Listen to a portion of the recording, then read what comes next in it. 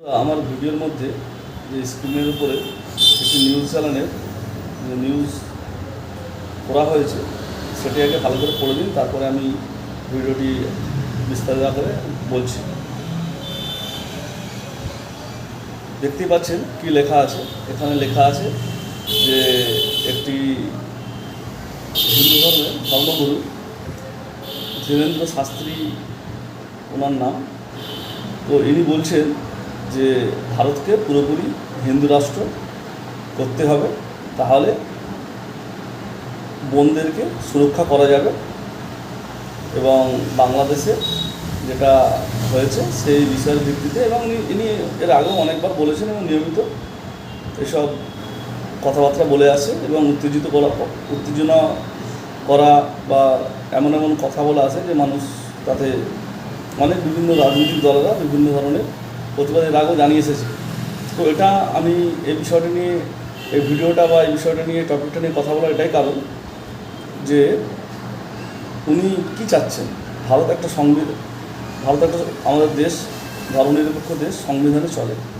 উনি প্রথমে চাচ্ছেন সংবিধানটাকে বদলে যে নতুন আইন বা নতুন নিয়ম নিয়ে আসা হোক।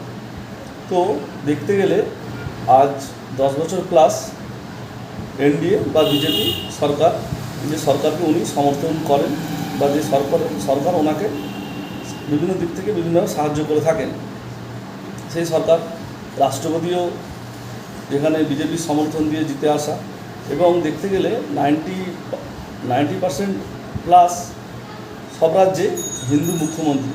তো উনি যদি তাও বলেন যে হিন্দু ভাই বোনেরা সেফ নেই, তাহলে ওনার কথার মধ্যে দিয়ে বোঝা যাচ্ছে যে বর্তমানে যে সেন্ট্রাল গভর্নমেন্ট বা বিভিন্ন রাজ্যে যেসব মুখ্যমন্ত্রী আছে ঠিকঠাক কাজ করতে পারছেন না। এবং উনি মূলত আমার মতে এটা পলিটিক্যালভাবেই বলছেন বা পলিটিক্স করার জন্যই বলছেন। কেন?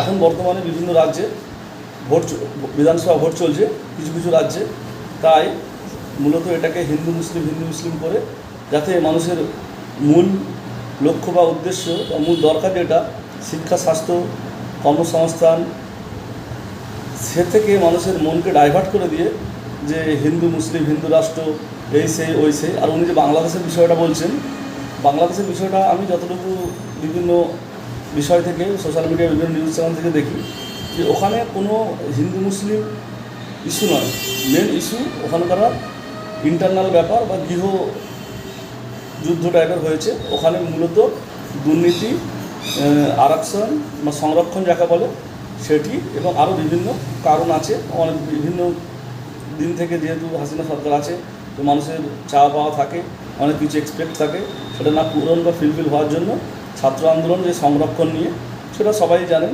তো উনি ওই বিষয়টা না বলে উনি কী করছেন, ওই কথাটাকে অন্য ভিত্তিতে নিয়ে গিয়ে যে হিন্দু রাষ্ট্র বা বিভিন্ন, এটা মূলত উনি বলে আসেন। এটা বলার মূল কারণ যে এই বর্তমান সময়ে যে বিধানসভা ভোট হচ্ছে, সেই ভোটটাকে উনি আর কি একটি যাতে সোশ্যাল মিডিয়া বা মেন স্ট্রিম মিডিয়া বা গদি মিডিয়া একটি সাবজেক্ট হিসেবে তুলে কথাবার্তা বলে যে মানুষের চাওয়া পাওয়া, রুজি রোজগার, কাপড়া মাকান, সেই বিষয় থেকে মানুষের মনকে কনভার্ট করে দিয়ে ওই বিষয়ে নিয়ে যাওয়া।